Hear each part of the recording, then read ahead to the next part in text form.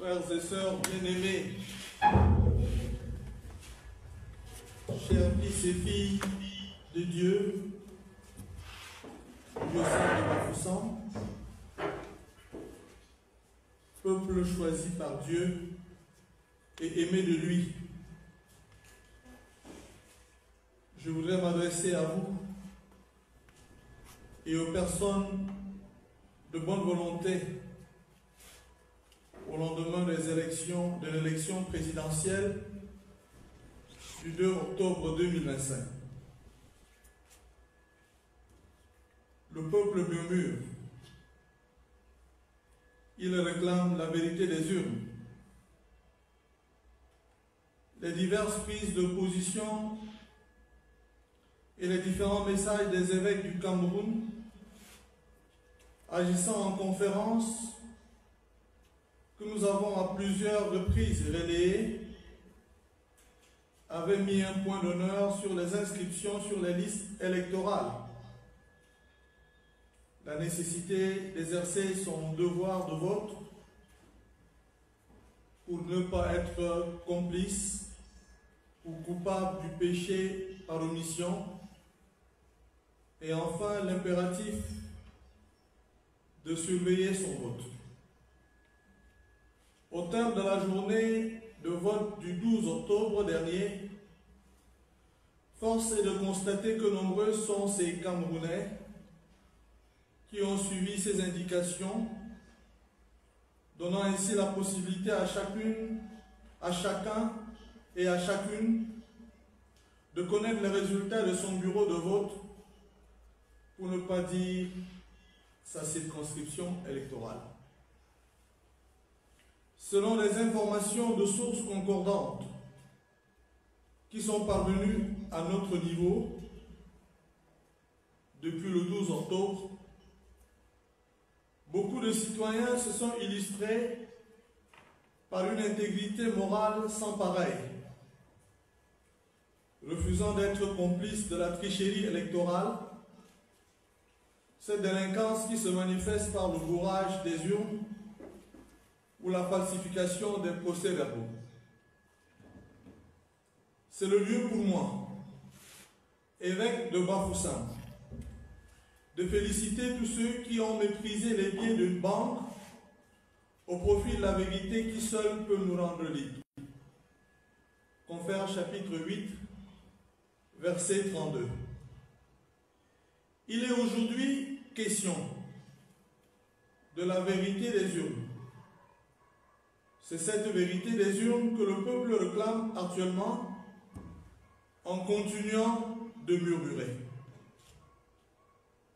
Les actes citoyens posés par les électeurs depuis les inscriptions sur les listes électorales jusqu'à l'acte historique de vote du 12 octobre dernier sont porteurs de leur dignité personnelle, dignité qui leur est conférée par Dieu lui-même et que l'Église proclame et défend à temps et à contre-temps, en tout temps et en tout lieu.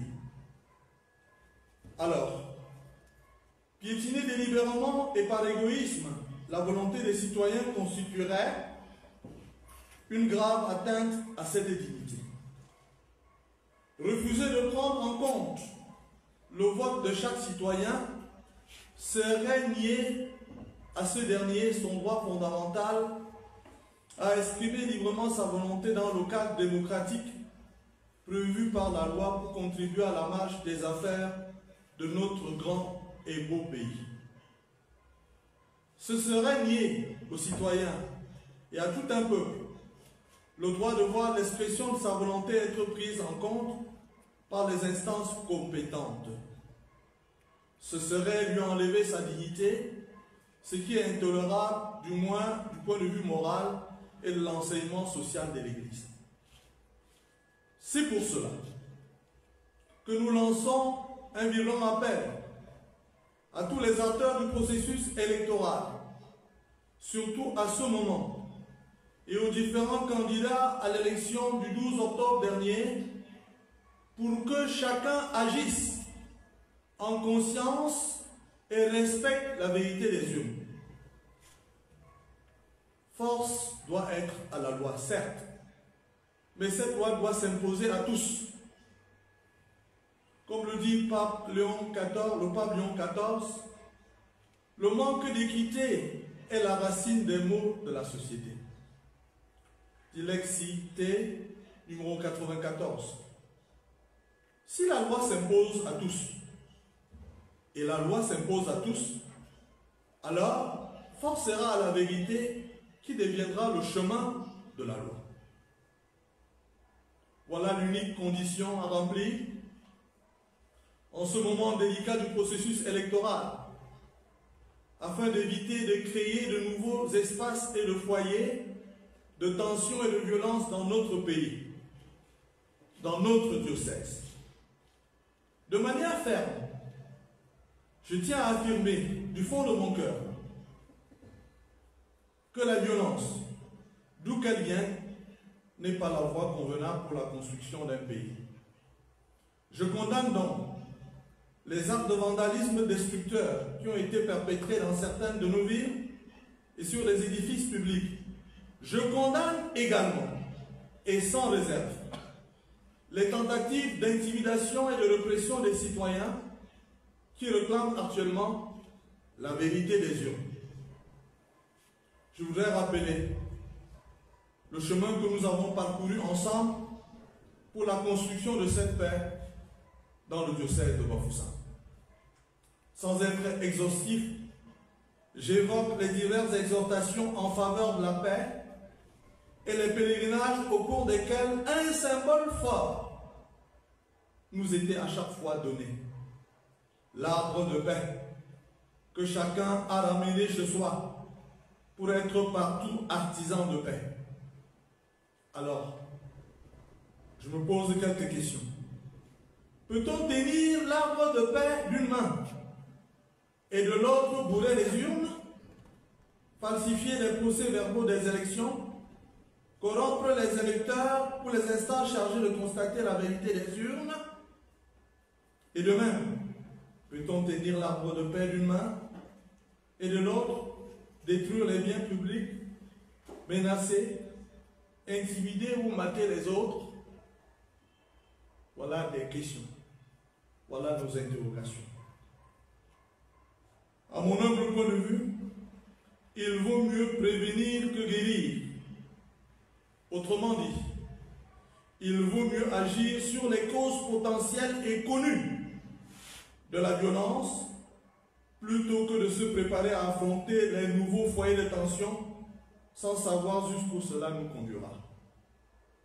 Ne nous leurrons pas.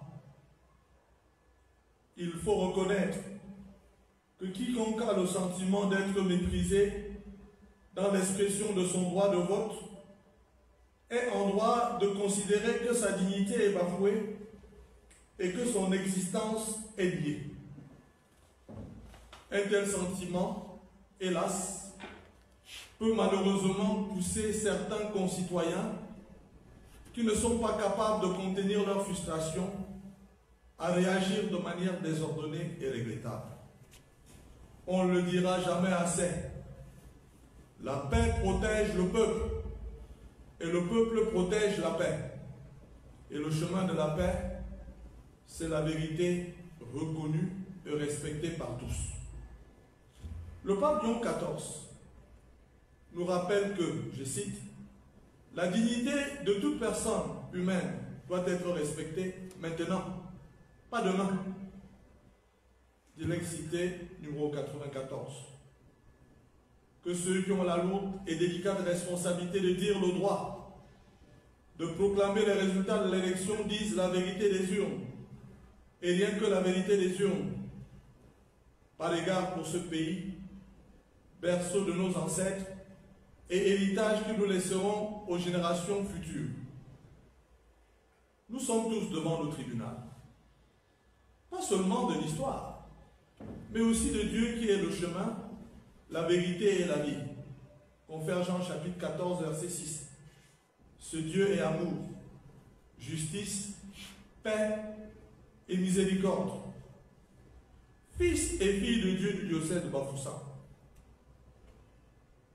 Gardez votre lampe allumée, car votre adversaire, le diable, comme un lion rugissant, rôde cherchant qui dévorer. Résistez-lui avec la force de la foi. 1 Pierre, chapitre 5, versets 8 à 9. Seigneur, augmente en nous la foi. Luc chapitre 17, verset 5. Notre secours est dans le nom du Seigneur, qui a fait le ciel et la terre. À tous et à chacun, j'accorde ma bénédiction apostolique au nom du Père et du Fils et du Saint-Esprit. Amen.